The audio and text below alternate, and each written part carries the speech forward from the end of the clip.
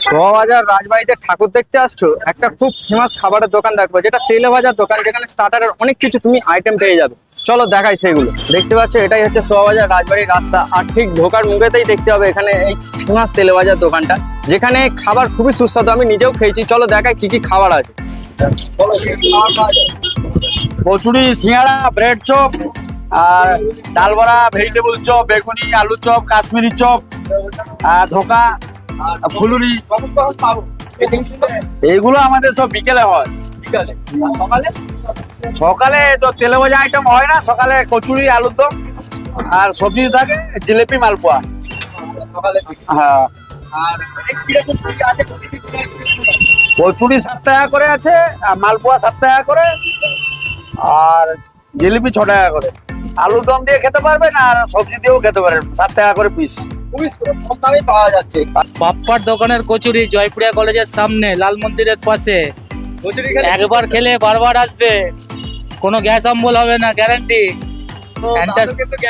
Antacid free. তো দেখতে পাচ্ছ দাদু এখানে কচুরি, আপনি কি ডেইলি আসেন খেতে?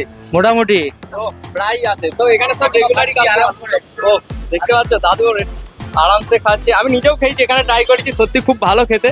আর এখানে দেখতে পাচ্ছ অলরেডি অনেক কিছু আইটেম আছে, সিঙ্গাড়া, কচুরি, ডাল বড়া, এছাড়া ভেজিটেবিল চপ, নানান ধরনের আইটেম দাদা যা যা বলেছে, এছাড়া মালপোয়া থেকে সব কিছুই আছে, সব কিছুই পাবে খুব রিজনেবল প্রাইসে।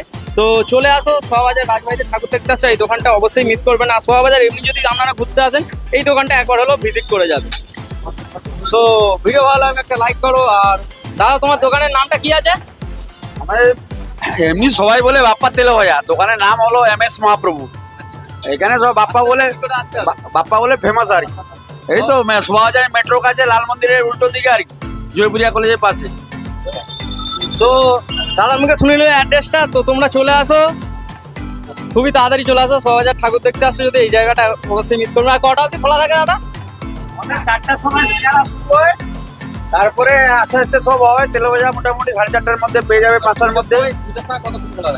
আমাদের টাইমে কাজ হয়, টাইমে মোটামুটি 9:30 10টার মধ্যে।